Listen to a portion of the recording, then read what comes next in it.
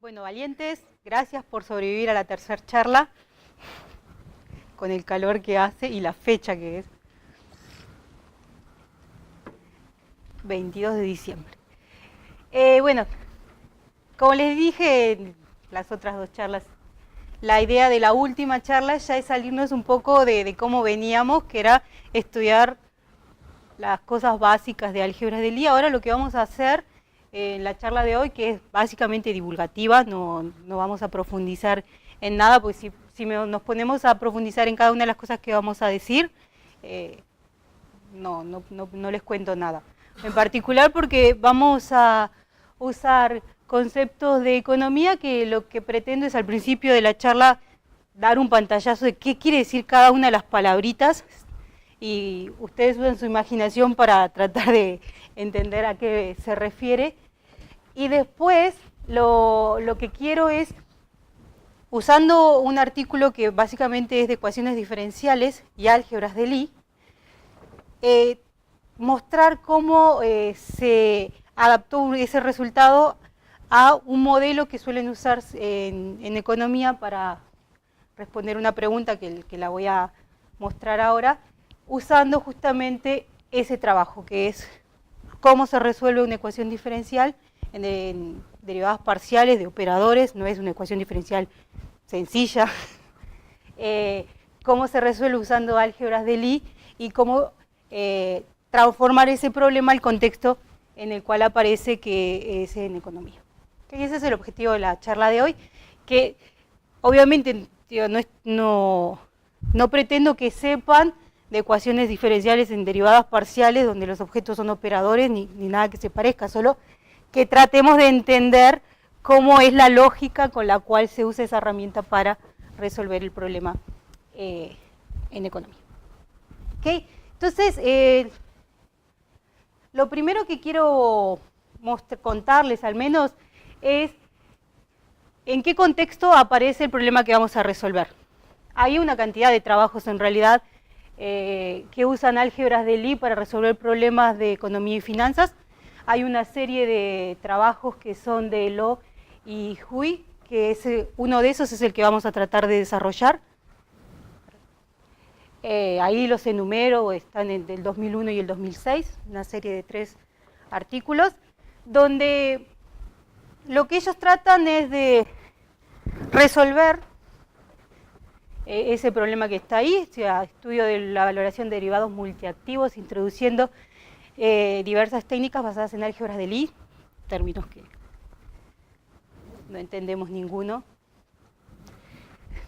Pero bueno, la idea es que les quiero definir ahora en un ratito qué son los derivados estos que aparecen. Y la parte de álgebras de Lie en teoría es la que deberíamos de entender. Entonces, como dije, el trabajo que queremos desarrollar es el tercero, que aparece ahí, y lo que vamos a usar es un trabajo que usa justamente ecuaciones en derivadas parciales, que está resuelto en términos de álgebras de Lie. Esas son las cosas que vamos a tratar de... Hay un montón de trabajos que no son de ellos, también en el mismo sentido, tratando de resolver problemas de finanzas usando ecuaciones, usando álgebras de Lie.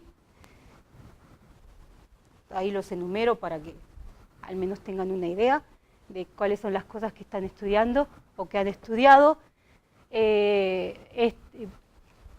Borg en el 2002 estuvo estudiando problemas financieros correspondientes a la toma de decisiones bajo riesgo por parte de agentes del marco de la teoría de funciones de utilidad. Eso al menos uno, más o menos la frase, tiende a entender lo que dice, ¿no? Bien. Problemas financieros correspondientes a la toma de decisiones, ¿no? ¿Qué decisiones puedo tomar, bajo qué riesgos y cómo me conviene trabajar para obtener lo que quiero, que son ganancias, claramente, en este contexto? Tenemos otro trabajo también en esa línea, que usa a diferencia de los otros,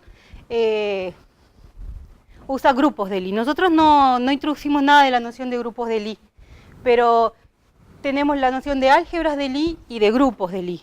Y esos conceptos están muy relacionados entre sí, pero bueno, si me ponía a hablarles de las dos partes, estas dos patas de la teoría de Lie y su relación, no iba a poder hacer nada de lo que quería contarles hoy.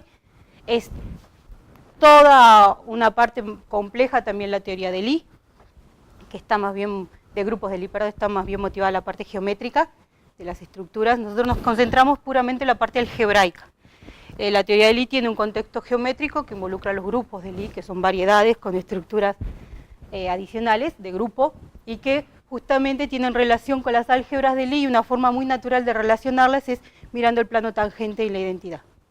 El plano tangente de esa variedad de la identidad me da una álgebra de Lie, y ahí uno tiene una forma de ir de la teoría de grupos de Lie a álgebras de Lie y las correspondencias que hay entre ellas. Bueno, en algunos de los trabajos usan álgebras de Lie y en otros usan grupos de Lie. Y ahí otro trabajo para motivar que realmente hay mucho desarrollado en la parte de economía usando teoría de Lie. Y ahora sí, una serie de definiciones nada más para tener presente qué son los objetos que van a aparecer en un ratito y que ya aparecieron ahora cuando introduje alguno de los trabajos. Conceptos como derivado financiero, que lo que quiere decir es que es cualquier producto financiero cuyo valor está basado en el precio que posee un determinado activo. O sea, se basa en el precio de algo que estamos elaborando, o algo que estamos interesados en vender, o algo que estamos interesados en producir, lo que sea. ¿Y qué es? Ahí lo dice, consiste en operaciones cuya liquidación se realiza mediante la diferencia existente entre el precio del mercado activo y el precio pactado en la operación.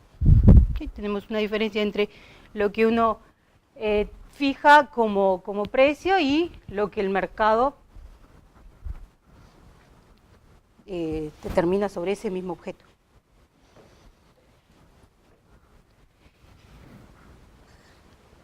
A mí me embola leer una transparencia, la verdad.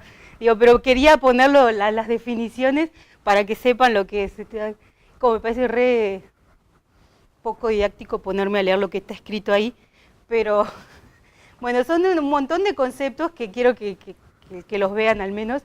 Tenemos un derivado financiero depende de un solo producto, un derivado financiero multiactivo va a depender de más de uno, o sea, puede estar dependiendo de más variables. Dentro de estos derivados tenemos uno que se llama opción, que es esta fácil de entender lo que dice, que es el derecho a comprar o vender un activo en el futuro a un precio dado. Uno pacta un precio y vamos a llamar opción al derecho de comprar o vender ese activo a ese precio. Le llaman opción a ese derivado.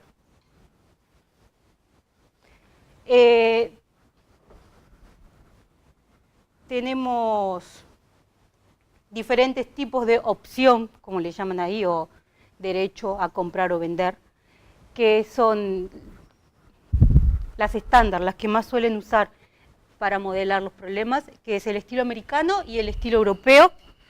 El estilo americano lo que dice es que uno puede realizar la compra o venta del activo en cualquier momento anterior a la fecha del vencimiento del contrato. Uno tiene derecho a venderlo o comprarlo sin necesidad de esperar que venza un cierto contrato, que fue lo que pactaron con la otra parte. Y el estilo europeo no, es lo contrario, dice uno solo puede realizar la compra o la venta cuando vence el contrato. Son dos estilos diferentes que se manejan cualquiera de los dos. Y lo que nosotros vamos a ver en el ejemplo concreto es, vamos a trabajar con un modelo que usa el segundo, el estilo europeo. O sea que la ecuación que vamos a estudiar modela justamente eso, que solo se puede ejercer el derecho de compra-venta cuando vence el contrato. Cualquier otra posibilidad que quede fuera de estos dos se lo llama exótica. Y dentro de estas opciones exóticas están las que se llaman opciones de barrera. Las opciones de barrera lo que me dice es, me fija, como tiene la palabra, me fija barreras bajo las cuales yo puedo comprar o vender si cruzo esa barrera. Hay diferentes tipos de barrera, ahí yo las menciono cuáles son, pero básicamente lo que me dice es, el estilo americano me dice que yo tengo derecho a comprar o vender en cualquier momento antes de que se me venza el contrato. Si yo le pongo una opción de barrera, le estoy diciendo, bueno, puedes comprar o vender, pero siempre y cuando te salgas de la condición adicional dada que se llama opción de barrera. Y ahí, como dice, ¿no? La activación o la cancelación depende del precio activo alcance en los determinados valores umbrales. Son cantidad de condiciones que le dan a la producción que quieren, ¿no? Como les dije, tenemos diferentes tipos de opciones de barrera. Una que me dice que se puede activar la opción estándar si el precio alcanza un cierto valor fijado, que obviamente el contrato tiene un periodo de duración. O sea, si yo fijo un tiempo acordado a partir del cual se tiene que cumplir una condición, que es un precio fijado, si se alcanza ese valor umbral, yo a partir de ese momento tengo derecho a vender o a comprar el producto con el cual estoy trabajando. Eso se llama barrera de entrada, que se divide en dos clases, que es abajo del precio inicial o arriba del precio inicial. Supongo que ustedes compraron un producto a un cierto precio y después lo quieren vender, pero a X persona, por decir algo. Entonces el contrato les dice, bueno, ustedes lo pueden vender a partir de cierto momento, siempre y cuando ese precio supere el precio de mercado, ¿no? Del producto supere cierto valor. Ese precio que podemos dar de umbral puede ser inferior al cual yo compré el producto o superior al cual yo compré el producto. Eso depende del mercado y de lo que sea que con lo que estoy trabajando. Entonces, por eso dividen en dos clases, abajo y arriba de la opción de entrada, que son las que dicen ahí. Y después tenés otra opción, que es la de salida, que me dice que si yo paso una cierta barrera, el contrato expira. O sea, en lugar de expirar cuando el contrato llega a su fin por fecha pactada, expira antes si, supongan, no sé, la pérdida es muy grande, no se baja mucho el precio y entonces ya no conviene a comprar ese producto, entonces el contrato expiró. Y de vuelta tiene las dos opciones, de arriba y abajo.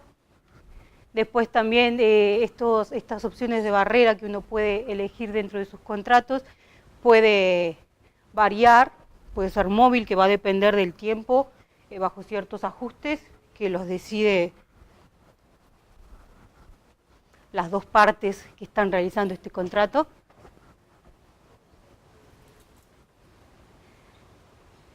Y bueno, ahí lo obvio, ¿no? Cualquier producto financiero presenta una problemática de la fijación del precio. O sea, lo que nosotros queremos es elegir un precio para un cierto producto que me dé ganancias.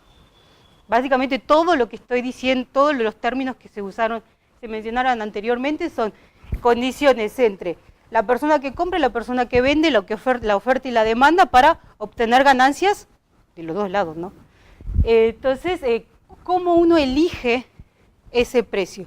Hay multifactores que van a afectar la producción o la distribución o la venta de un producto. Entonces, lo que tratan es de encontrar modelos que, usando cierta cantidad de variables que, obviamente estos no son modelos elementales, realmente están utilizando variables reales, porque uno puede trabajar con modelos utópicos y decir, bueno, está en un mundo ideal donde lo único que importa es la mano de obra y un precio fijo de mercado, entonces yo tengo modelos que son ecuaciones mucho más sencillas de resolver, pero en la práctica esos modelos, cuando uno empieza a ver todo lo que involucra la economía en sí, no te da información real.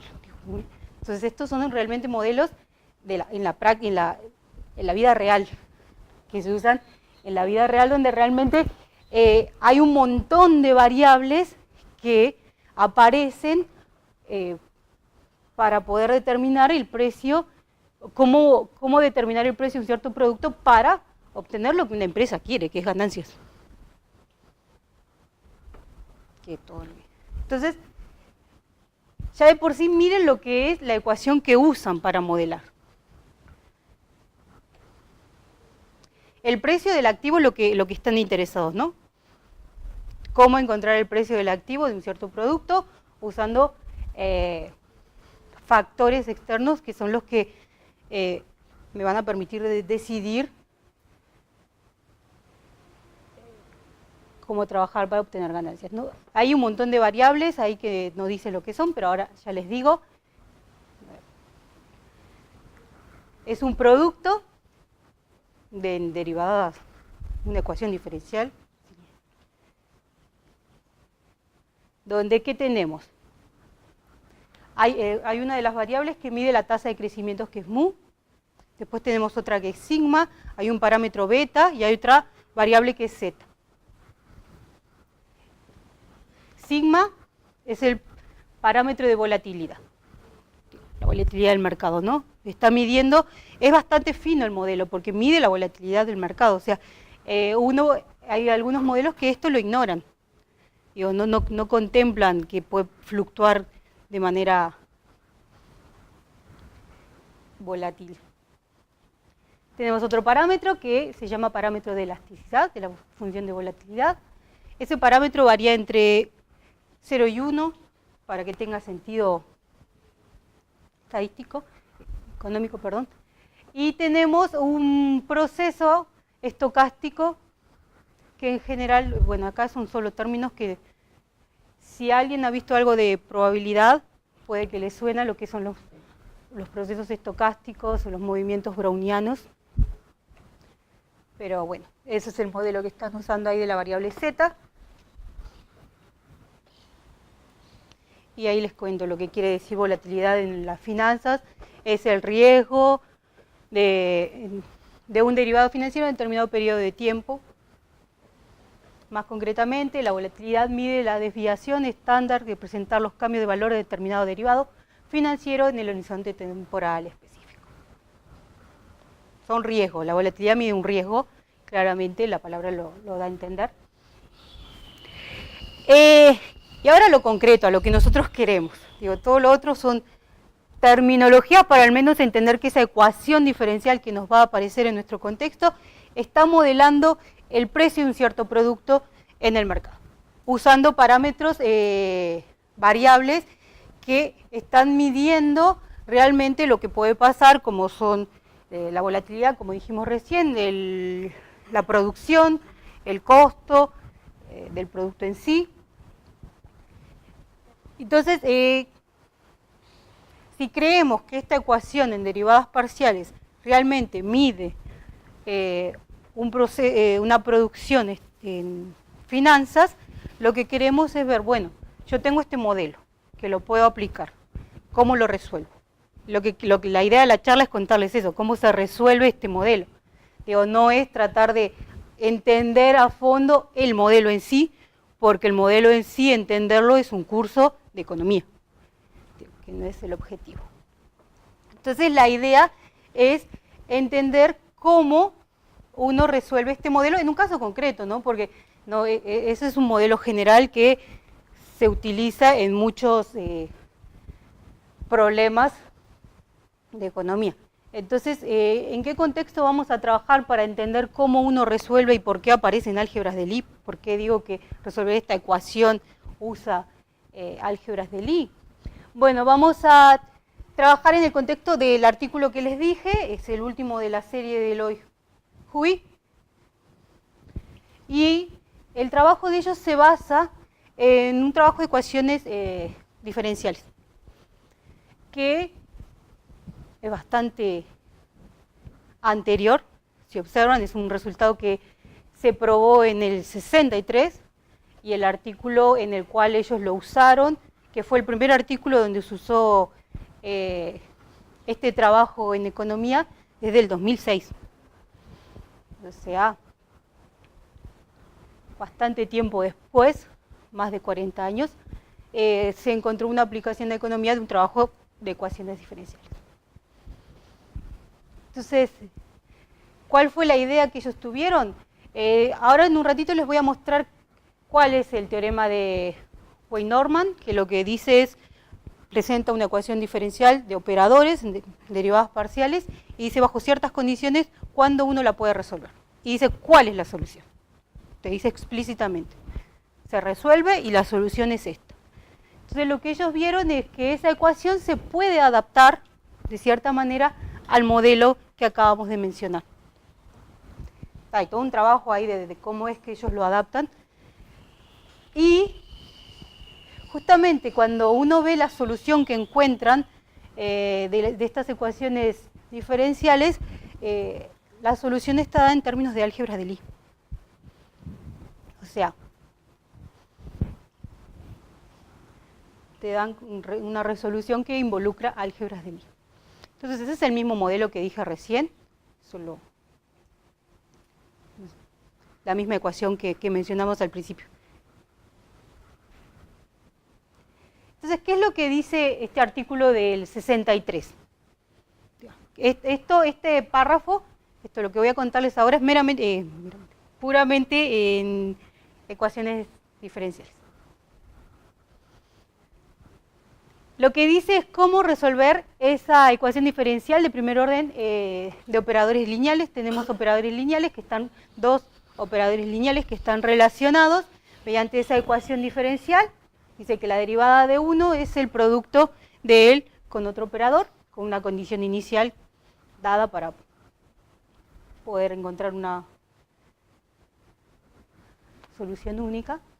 Como les dije, los H y U son operadores lineales, y lo que les va a pedir es que estén definidos, si saben lo que es, en un espacio de Banach, y si no, basta con que estén definidos en un espacio de dimensión finita. Si tenemos una ecuación de este estilo, donde los operadores están definidos en un espacio de dimensión finita, ellos dicen cómo resolver la ecuación.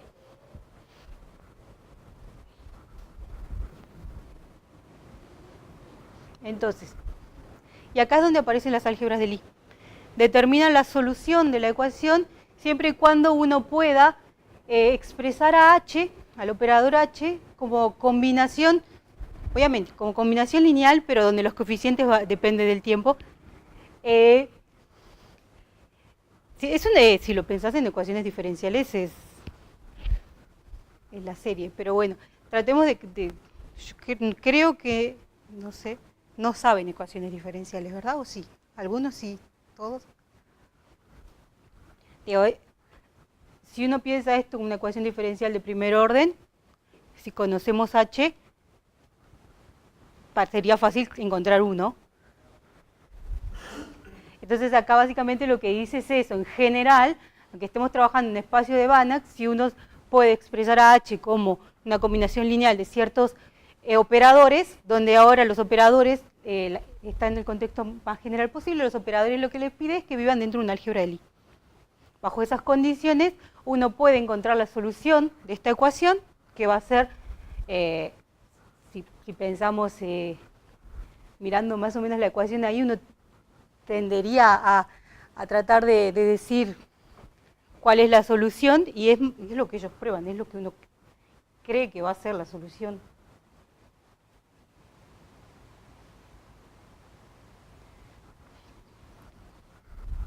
Exponenciales. Si uno tiene que la derivada de U es una función por U, si yo a lo ingenuo integro, lo que me debería quedar son exponenciales. Bueno, es lo que ellos dicen, que en este contexto la solución va a ser un producto de exponenciales donde tenemos ahí parámetros o coeficientes que dependen del tiempo y que se pueden determinar explícitamente, los coeficientes estos, los Gn. Y ahí doy una forma o dando una forma de encontrar los G en términos de los coeficientes A originales de la serie de la función H. hay que integrar estas otras ecuaciones. Ahora ya son funciones en una variable. Ya pasamos de tener operadores a tener funciones. Esto ya es ecuaciones diferenciales comunes, donde los G y los A son funciones que dependen del tiempo, como le dije, funciones acopladas escalares. Y solo un pequeño comentario que está bueno, que es ver un caso concreto de cómo uno construye la solución U si conoce H, o sea, cómo uno encuentra la solución explícita de esa ecuación cuando uno conoce H. Solo para que vean cómo uno resuelve esto, aunque es bastante sencillo, ¿no? Creo, me parece que la ecuación es bastante... En esta parte, aparte, la ecuación es bastante simple de visualizar la solución, que realmente esa tiene que ser la solución. Entonces lo que ahí muestro, o lo que ellos muestran, mejor dicho, es en el caso concreto que uno esté trabajando con, bueno, al menos esta álgebra sí la mencionamos, el álgebra de Heisenberg, de dimensión 3. ¿Se acuerdan que el corchete verificaba esta propiedad? Que teníamos un elemento central y que era bueno, acá la notación cambia, pasa que acá estoy usando la notación del artículo de ellos. Nosotros le habíamos llamado P, Q y C a los generadores del álgebra de Heisenberg. El elemento C era el central, por eso L1 acá es L3, el central, o sea que el corchete de L1 con L3 y el corchete de L2 con L3 da 0. Y la otra condición que definía el álgebra de Lie era que el producto de los dos primeros me daba el tercero. Ahí. Solo la definición del álgebra. Y lo único que quiero ilustrar acá es cómo queda la solución en este caso concreto. Si uno usa lo que acabamos de mostrar, ver, mejor dicho, si uno tiene al operador H escrito como combinación con coeficientes que dependen del tiempo de los generadores del álgebra, de acuerdo al teorema, la solución tiene que ser un producto de exponenciales de los elementos del álgebra por ciertos coeficientes que también son funciones que dependen del tiempo. Y es fácil, en este caso, decir explícitamente, o sea, resolver las ecuaciones que definen a G1, G2 y G3, que es lo único que estaría faltando para dar la solución explícita en este caso concreto. H lo conocemos, estoy diciendo que U queda determinado a partir de los generadores del álgebra y lo único que me está faltando decir es quiénes son los G. Y los G tienen que verificar estas tres ecuaciones y nada, muy sencillo. Entonces, la derivada de G1 tiene que ser A1, la derivada de G2 tiene que ser A2, y la derivada de G3 más G1 por la derivada de G2 tiene que ser A3. Ahí me faltó un T. Por lo tanto, sabemos exactamente cómo calcular G1, G2 y G3 en términos de A1, A2 y A3, que son conocidos. Realmente uno encuentra explícitamente la solución del problema en este caso particular, ¿no? Cuando el álgebra es el álgebra de Heisenberg de dimensión 3. Esto es solo un pantallazo de lo que dice el teorema con el cual ellos trabajan. Básicamente lo que hay que ver es cómo voy a usar ese teorema para resolver la otra ecuación, que es la que me interesa, la de precios. Aquí está mi ecuación, acá cambió un poco la presentación, porque estoy considerando un poco más de información en el modelo.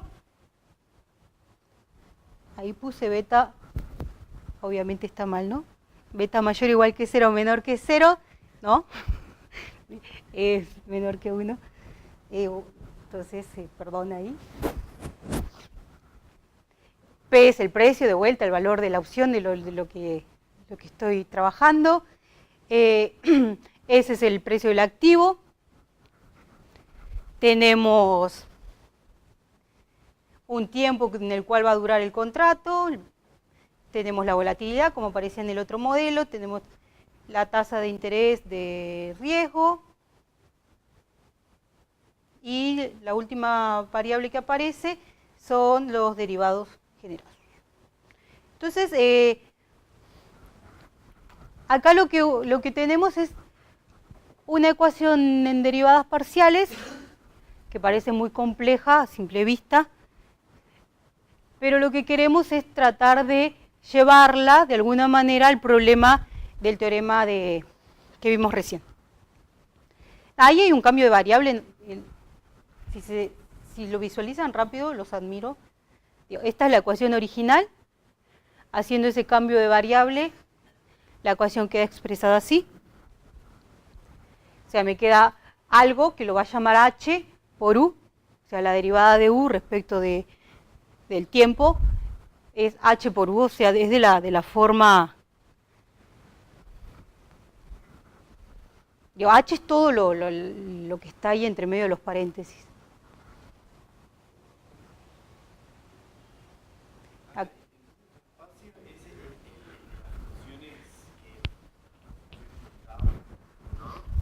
Son operadores diferentes, son operadores. Mi espacio son los operadores que actúan sobre funciones, o sea, son derivadas de algún tipo. Porque separar las variables, están las funciones que dependen de x, ¿no? Ese es tu espacio, y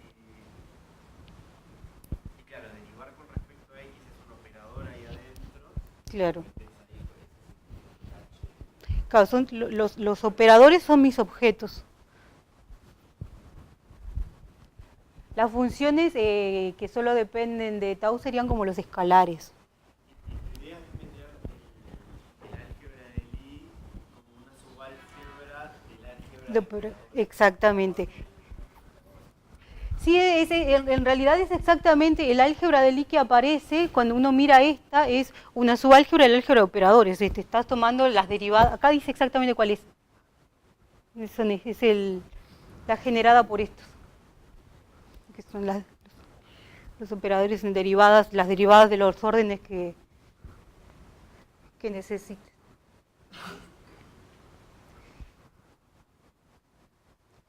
Digo, la verdad, digo, pasar de la ecuación original, esta que es la que ellos conocen en realidad, con los modelos con los cuales trabajan, a darse cuenta que con este cambio de variable y esta reestructura de la ecuación, uno tiene una forma natural de escribir al operador h a partir de operadores que definen el álgebra de los operadores en sí. Le podés dar estructura de álgebra de Lie, pero que estos en particular, si te quedas solo con estos, tenés una estructura de Lie, para mí es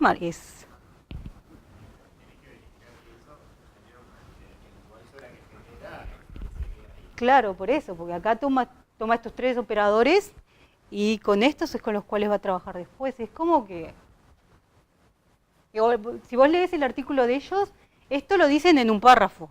Dice, es obvio, es sencillo ver que uno puede reescribir a la ecuación de cierta manera donde h queda determinado así. Y donde los operadores con los cuales estoy trabajando son esos. Claro, si vos me los das y yo después hago el cambio variable, reconstruyo la ecuación. Pero ir al revés, a mí la verdad que me parece un trabajo... justamente que es la parte interesante, ¿no? Porque uno tiene una ecuación que modela algo conocido y ellos lo que hacen es darse cuenta de cómo reescribir esa ecuación de manera que le aparezcan objetos sobre los cuales sabe trabajar mediante un teorema que fue demostrado 40 años antes. A mí la verdad que me parece re lindo cuando se logra hacer esas cosas. Es como que... Y después cuando uno las escribe... Siempre pasa, porque cuando uno les escribe los artículos dice, es obvio que pasa, pero en realidad el obvio es que yo supongo que pasaron mucho tiempo antes de que se dieron cuenta de que uno podía reescribir la ecuación para que le quedara así, y que eso me define un álgebra de Lie. A mí, mirándolo así, no, digo... No, claro, eso no aparece, esas cosas no aparecen. Como que te dicen y una vez que lo reescribí, lo tengo, puedo trabajar, pero es como sorprendente que uno pueda hacer esas cosas. Y aparte, mira, después te dicen qué álgebra generan. Después tuvieron que probar que realmente eso que acabamos de definir son generadores de una álgebra conocida, porque S1, aunque nosotros no la mencionamos, es una álgebra de Lie de las estándares. Básicamente lo que define esa álgebra de Lie son esas condiciones. Es una álgebra de dimensión 3, donde los corchetes verifican esa propiedad. Tenés que el corchete de lo que ahí llamó K más y K menos me da menos 2 veces K0, y el corchete de K0 con K más y K menos me da K más o K menos respectivamente. O sea, eso lo tuvieron que probar. ¿No? Porque acá estoy diciendo quién es K menos, K más y K0. Son operadores. Después lo que tuvieron que ver es que estos tres operadores generan una álgebra de Lie. Y probaron que la álgebra de Lie que están generando es justamente S1, que la definición de esa álgebra de Lie es justamente la propiedad que verifica sobre la base. O sea, lo que la determina completamente es la relación del corchete con los generadores.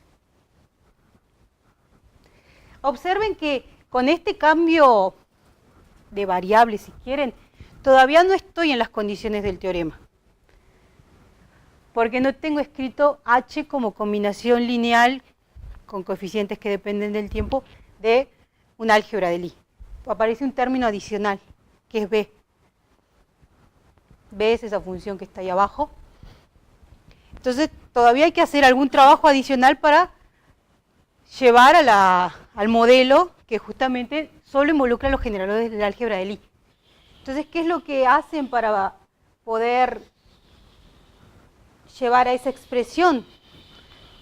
Bueno, definen un nuevo operador, que lo llaman el operador de evolución, de esa manera, y con ese cambio, con esa nueva definición, ahí sí obtengo la ecuación que quiero usando este nuevo operador. Y el H es el pedacito del HI que llamo ahí, es el pedacito de H que no involucra B. O sea, es un nuevo cambio de variables, si quieren, para obtener la ecuación que sí cae en el contexto que vimos hace un ratito. Entonces, cuando llegas hasta acá, cuando ya reescribiste tu problema en este lenguaje, ya sabes cómo encontrar la solución. Porque es directamente usar el teorema, porque vos sabés que H lo estás escribiendo como combinación de una álgebra de Lie, y por lo tanto U tiene que ser el producto de las exponenciales de estos generadores por los coeficientes G que vimos cómo se podían construir.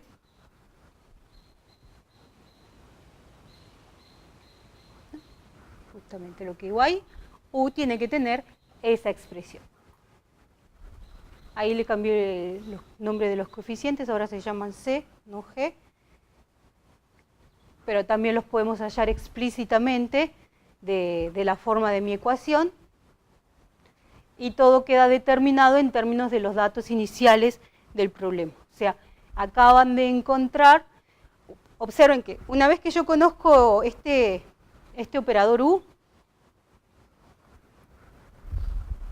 si yo conozco U, que es lo que acabamos de hacer, esta ecuación me dice cuál es la solución que estoy buscando.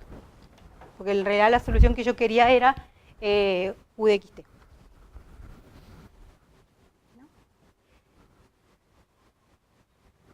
Esto es lo que dice ahí al final. Una vez que uno determina el operador evolución, nos permite hallar exactamente U de xt, que es la solución de la ecuación diferencial original que teníamos en nuestro problema.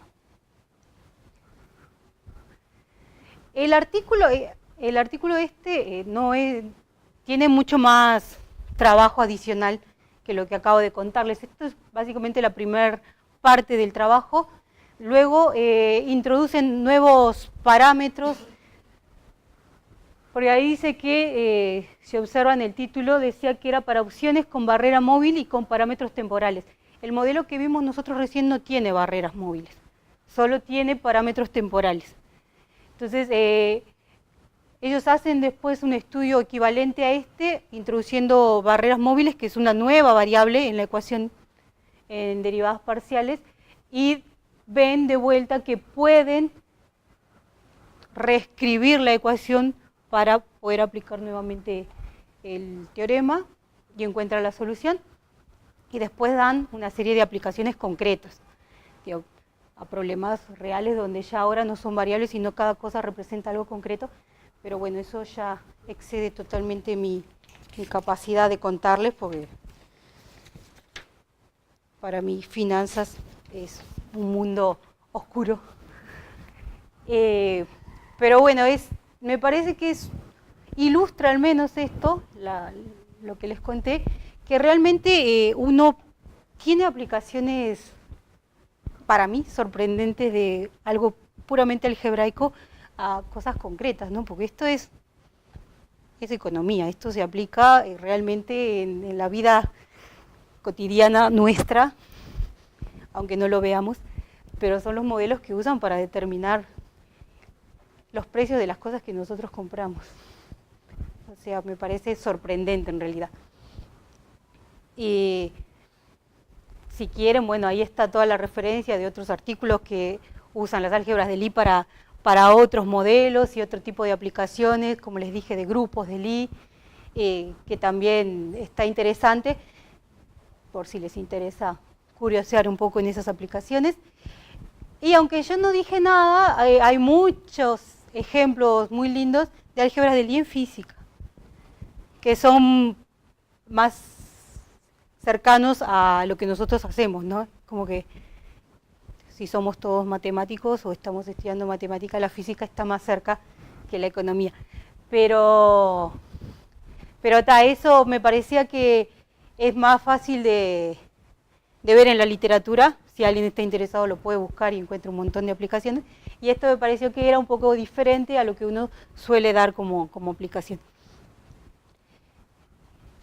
Acá lo único que les digo es cuál fue el material que usé para estas 3 charlas. Un libro introductorio de álgebras de Lie, estándar. El artículo que acabamos de usar para la última charla es el que menciono ahí.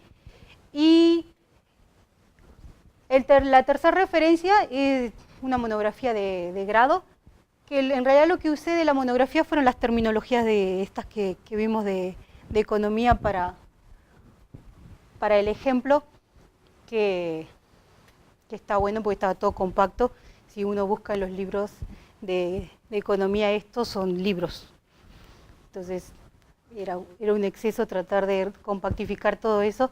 Entonces encontré este material que está muy lindo. Es una monografía, fácil de leer, la verdad. Está en internet, ponen el nombre y la pueden chusmear si quieren. Que hace tipo un resumen de cosas de álgebras de Lie, muy básico, pero que supera ampliamente lo que vimos nosotros en las 2 charlas. Y creo que cualquiera de ustedes puede leerlo sin problemas. Y cuenta un poco estos ejemplos que vimos recién. Bueno, eso es todo. Gracias nuevamente por